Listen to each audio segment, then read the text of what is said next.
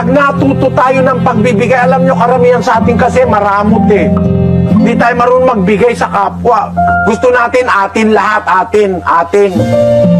Minsan nga sa kapwa, kinukuha mo pa eh. Iniimbot mo pa eh.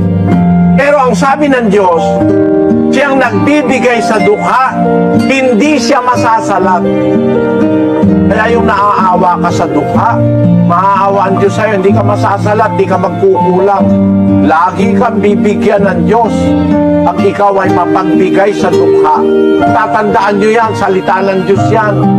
Kaya gumawa ang Diyos ng mga taong kapuspalan para atin silang kaawaan at makagawa tayo ng mabuti. Hindi naman araw-araw merong makikita kang gutom na makakasalubong mo. Kaya pagdating nung ganung pagkakataon, may pangako kasi ang Diyos dun eh. Pagka ikaw ay naaawa sa dukha, napapautang mo siya at babayaran ka niya uli. Eh pag ang Diyos ang nagsabing babayaran ka, mapakalaking swerte sa buhay yun.